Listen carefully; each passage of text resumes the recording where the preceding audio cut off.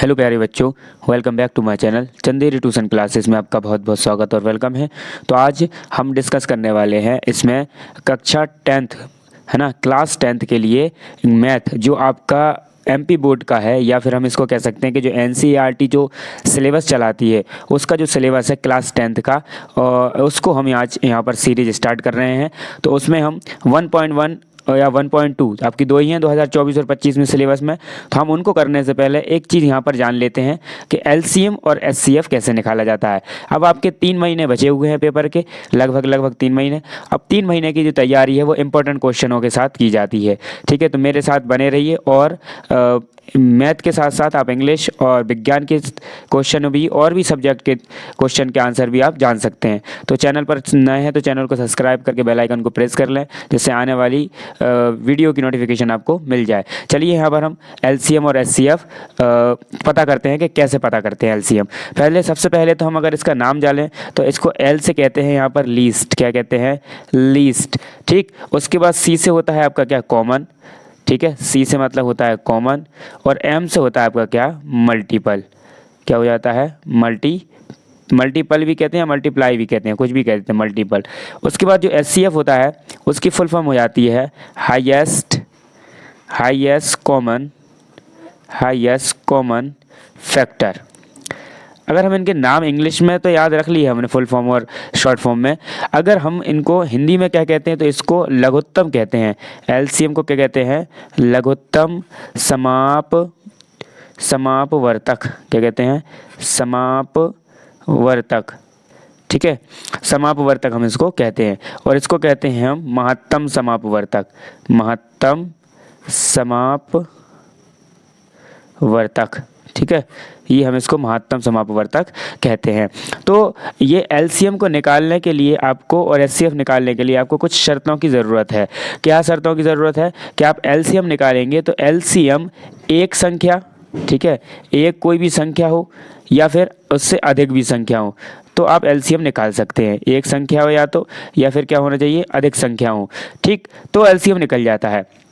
ठीक है, एक संख्या पर जो एचसीएफ का जो रूल है ना, तो एचसीएफ कहता है कि मेरे लिए कम से कम, है ना, मिनिमम कितने नंबर, मिनिमम 2 अंक होना चाहिए, 2 अंक ज़रूर हो। 2 अंक का मतलब होता है 2 संख्याएं होना चाहिए। ठीक है, 2 संख्याएं होना ज़रूरी है। ठीक है, तो हम यहाँ पर आगे बढ़ते हैं और हम यहाँ पर पहले एलसीएम निकालने के लिए एक अभाज्य संख्याओं का एक ग्रुप होता है, समूह होता है, उसको जान लेते हैं। मैं आपको उसमें कहता हूँ कि जो एलसीएम होता है, क्या होता है आपका, जो एलसीएम होता है ना, एलसीएम का नियम होता है। एलसीएम तो निकल तो जाता है, एलसीएम का मैंने नियम बनाया है जिसको मैं नियम कहता हूँ। तो नियम यहाँ पर है, सबसे पहले आप जब भी संख्या का भाग लगाएंगे सबसे पहले 2 का भाग लगाएंगे, क्योंकि एलसीएम में क्या होता है, भाग लगता है। तो एलसीएम में भाग ही लगाना है। तो 2 का, फिर 3 का, फिर 3 के बाद आपका किसका, 5 का, 5 के बाद 7 का, 7 के बाद 11 का, 11 के बाद 13 का, और 13 के बाद यहाँ पर आपका 14 का जाएगा नहीं। ठीक है, 15, 16, 17 का, 17 के बाद 19 का, 19 के बाद यहाँ पर आपका 20, 21, 22, 23 का, 23 के बाद 27 का, ऐसा ये डॉट डॉट डॉट अनंत तक चला जाता है। ठीक, तो हमें इतना सा याद रखना है। अब थोड़ा सा रूल और है, अभी ये भी याद रखना है कि 2 का भाग कहाँ कहाँ जाएगा। तो 2 का भाग हम कब कब देते हैं, 2 का भाग जब देते हैं जब जो संख्या होती है, संख्या का अंतिम अंक कैसा होना चाहिए, अंतिम जो अंक है, अंतिम अंक होना चाहिए आपका क्या, 0 होना चाहिए। क्या होना चाहिए, 0 या फिर 0 होना चाहिए। ठीक है, अंतिम या फिर 0 या 0 होना चाहिए। एक रूल और है, 2 का भाग हम जब लगाएंगे जब जो संख्या दी हुई है हमें, संख्या का अंतिम अंक जो है, क्या है, अंतिम अंक क्या होना चाहिए आपका, सम संख्या होना चाहिए, सम संख्या। अब सम संख्या को हम इवन नंबर भी कहते हैं इंग्लिश में, इवन नंबर। तो ये आपका कंडीशन है एलसीएम निकालने के लिए। अब एलसीएम निकलता कैसे है, तो वो संख्याएं होती हैं, उन संख्याओं, जैसे क्वेश्चन है, जैसे हम मान लेते हैं क्वेश्चन आपका कि यहाँ पर है 30 और यहाँ पर है आपका 40, इसका एलसीएम निकालो आप। ठीक है, तो हम यहाँ पर इसका एलसीएम निकालेंगे। तो देखो, एलसीएम निकालने के लिए हम क्या करते हैं, 30, 40, इसको ऐसे लाइन खींच लेते हैं। ठीक है, ऐसे हम क्या कर लेते हैं, लाइन खींच लेते हैं। अब यहाँ पर हम क्या देखेंगे कि ये वाला जो अंक है ना, ये अंक में लास्ट में क्या है, 0, तो ये क्या है आपका सम संख्या। जैसे हमने अभी देखा था ना, 0 भी क्या कहलाती है, एक तरह से सम कहलाती है। फिर यहाँ भी 0 क्या है, इसका मतलब ये भी क्या है, 2 का कट जाएगा, क्योंकि 2 से विभाजित के नियम के अंतर्गत आ रहा है। तो हम इसको 2 से भाग लगाएंगे, 2 एकम 2, 2 दूनी 4, ज़्यादा हो गया तो 2 एकम 2, एक बार एक बचाना है इसमें से, 2 एकम 2 एक बार भाग गया तो एक बचा, तो ये क्या हो गया, एक यहाँ लिख दिया और ये जो 0 है ना वो पास में लिख दी, तो कितने हो गए, 10 हो गए, 2 पंचे 10, ठीक, कॉमा था तो कॉमा। अब इसमें भाग लगाएंगे, 2 दूनी 4, तो ये 0 का 0। अब हम यहाँ देखेंगे कि लास्ट में यहाँ पर क्या है, क्या है, 5 है, विषम संख्या, यहाँ पर सम है, तो हम जब तक भाग देते जाएंगे जब तक हमारे पास सम संख्या आती जाएगी। तो हम 2 का 15 में नहीं जा रहा, उसको हम ऐसे ही लिख देंगे, ठीक है। इसका हो जाएगा भाग 2 एकम 2, ठीक है, ये कितना हो गया आपका 10, अभी भी जा रहा है, फिर भी हम 2 से और भाग लगाएंगे, 15 है तो जाने दो, ऐसे लिखे, ऐसे लिखते जाएंगे, 2 पंचे 10। अब क्या है, अब भाग 2 के बाद हमने 2 का भाग लगाया ना, अब 2 का भाग नहीं जा रहा है, फिर हम 3 से बात करेंगे, तो 3 का भाग जा रहा है क्या, तो देखो 3 5 15 जा रहा है, और 5 का नहीं जा रहा है, इसमें ऐसे ही लिख दो। अब 5 का भाग, आप किसका भाग नहीं जाएगा आपका, अब आपका इसमें इसका भाग नहीं जाएगा, किसका, 3 का, तो हम अब किसका देंगे, अब भाग हम 5 का भाग लगाएंगे। अब तो 5 का भाग लगाएंगे तो 5 एकम 5 और 5 एकम 5, तो हमारा जो गुणनखंड आया वो कितना आ गया, हमारा गुणनखंड आ गया हमारा 2 गुणा, ठीक है, 1 2 3 और 2 गुणा 2 गुणा 3 गुणा 5। अगर हम इसको अब गुणा करेंगे तो हमारे पास आ जाएगा, देखना 5 एकम, इस 5 का गुणा करते हैं, 5 एकम 5 5 10 5 3 15, 15 एकम 15 15 दूनी 30, 30 एकम 30 30 दूनी 60, 60 एकम 60 60 दूनी 120। तो इसका इन दोनों का जो एलसीएम आया ना, वो एलसीएम क्या हो गया आपका, 120 एलसीएम हो गया आपका, ठीक है। अब ये 120 आपका एलसीएम हो गया।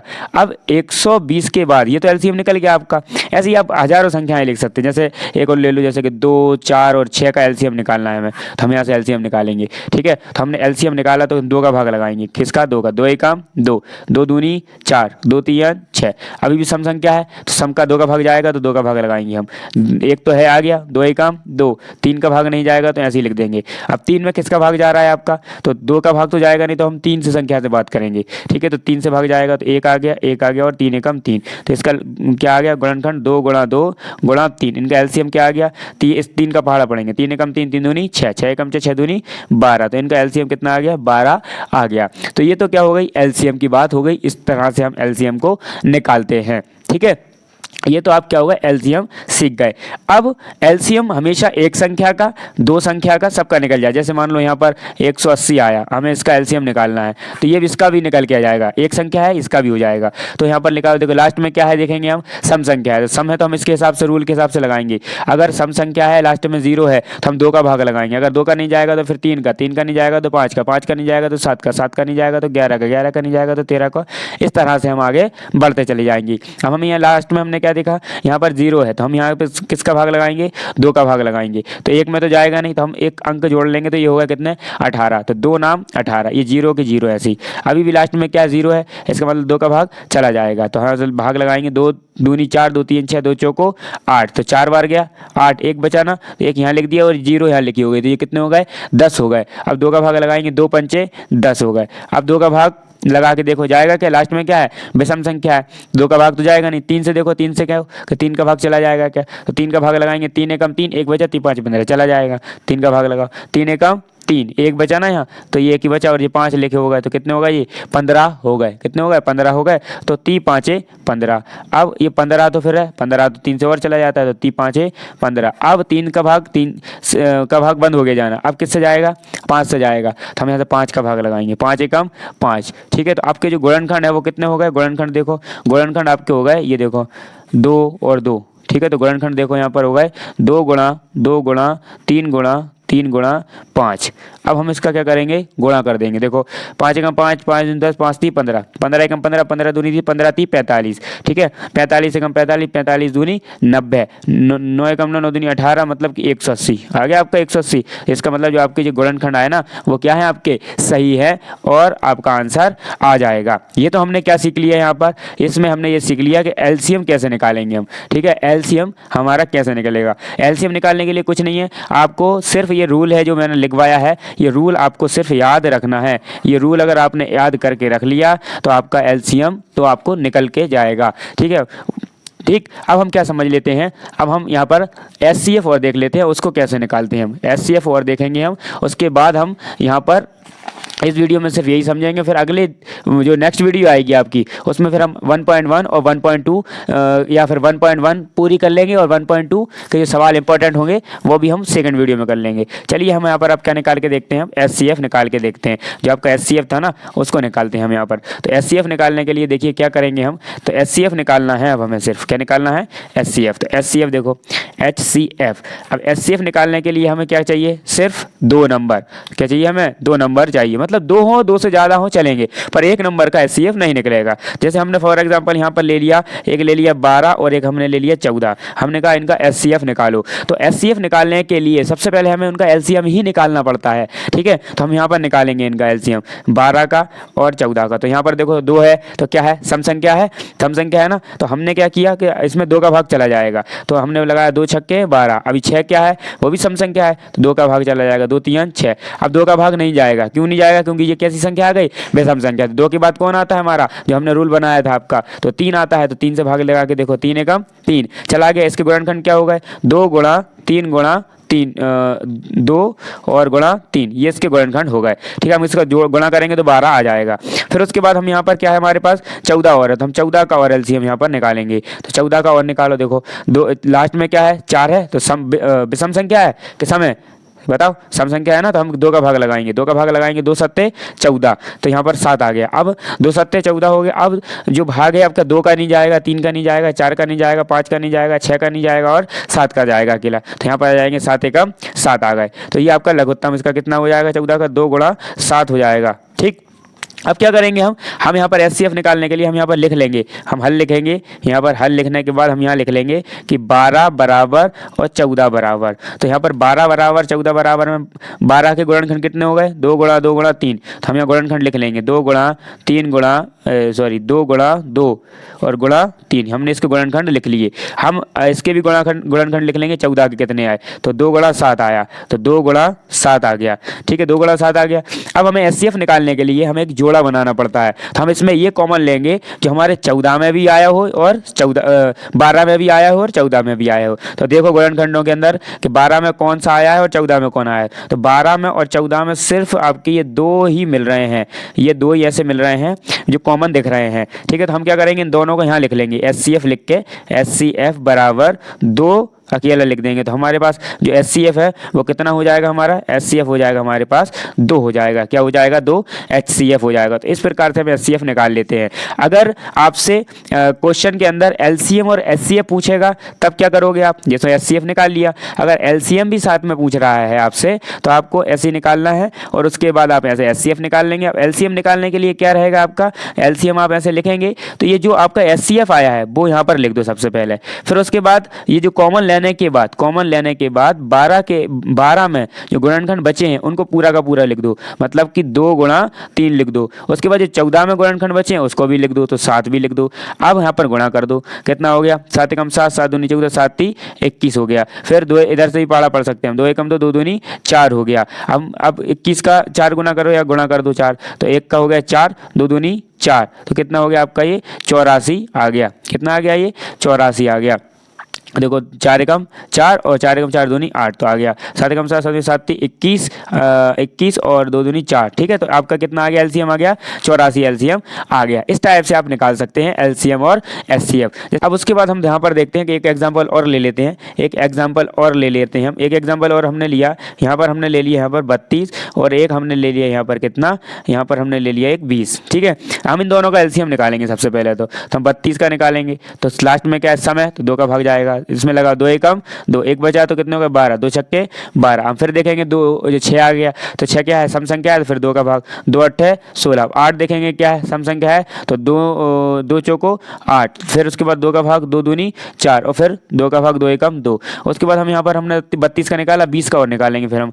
तो 20 का देखो, 20 का लास्ट में क्या है 0 है, तो फिर इसका मतलब 2 से जाएगा, तो 2 एकम 2 10 हो गया। अभी भी लास्ट में क्या है 0 ही है ना, फिर 2 का भाग चला जाएगा, 2 पंचे 10। फिर अब 5 से भाग जाएगा क्योंकि 3 का भाग जाएगा नहीं, तो किसका जाएगा 5 का, 5 एकम 5। इसके गुणनखंड कितने हो गए, अब इनको लिख लो। ठीक है, इनको गुणनखंड होकर लिख लो और यहाँ पर लिखो ऐसे 32 बराबर हमें एचसीएफ निकालना है, तो 32 बराबर और 20 बराबर, तो 32 में कितना आया हमारा 2 गुणा 2 गुणा 2 गुणा 2 गुणा 2, 5 आए। फिर उसके बाद यहाँ पर 20 में कितना आया 2 गुणा 2 आया और गुणा 5 आया। अब हम इसमें देखेंगे, हमें अगर एचसीएफ निकालना है तो हम इसमें ये देखेंगे कि इन दोनों में कॉमन कौन आ रहा है। तो हमने देखा एक कॉमन ये, एक कॉमन ये, एक कॉमन ये, एक कॉमन ये, तो हमने ऊपर से या फिर इन दोनों में से 2 ले लिया और इन दोनों में से 2 ले लिया, ये कॉमन ले लिया, तो ये कितना हो गया आपका 4 आ गया, आपका एचसीएफ आ गया। अगर आपको एलसीएम निकालना है तो ये 4 तो ऐसे ले लो, तो आपने जो कॉमन ले लिए थे वो तो छोड़ दो, ठीक है, जो कॉमन ले चुके आप ना उसको छोड़ देंगे। अब जो बचा है कॉमन लेने के बाद उनको भी हम लिख लेंगे, तो यहाँ पर 3 है तो यहाँ पर लिख लो 2 गुणा 2 गुणा 2, और सिर्फ 20 में से कौन बचेगा, ओनली 5 बचेगा, तो यहाँ पर सिर्फ हम क्या लिख लेंगे 5 लिख देंगे। तो यहाँ पर तो गुणा करेंगे 5 इस 5 का, 5 5 5 दूनी 10, 10 से कम 10, 10 दूनी 20, 20 से कम 20, 20 दूनी 40, 40 का करेंगे तो 4 चौको 16, मतलब कि यहाँ पर 160 आपका एलसीएम आपका आ जाएगा और ये आपका आंसर हो जाएगा। आई होप आपने इस वीडियो में बहुत ही आसान तरीके से और बहुत ही जल्दी शॉर्ट वीडियो में शॉर्ट टाइम वेस्ट किया आपने, बहुत जल्दी एलसीएम और एचसीएफ का कॉन्सेप्ट क्लियर कर लिया होगा। आई होप आप तो कमेंट भी कर सकते हैं, अगर आपको जो भी प्रॉब्लम आई हो मैं वापस से आपकी वीडियो बनाऊंगा और आपको अच्छे से वापस से फिर समझाऊंगा। अब हम कल, अगर आपको ये समझ में आ गया हो तो हम कल 1.1 की जो एक्सरसाइज है मैथ की एनसीईआरटी किताब की उसको सॉल्व करेंगे, और आप आके अच्छे से वीडियो को लाइक शेयर एंड सब्सक्राइब करिए, चैनल को तो अपने दोस्तों में भी शेयर कीजिए। थैंक्स फॉर वॉचिंग, मिलते हैं नेक्स्ट वीडियो में।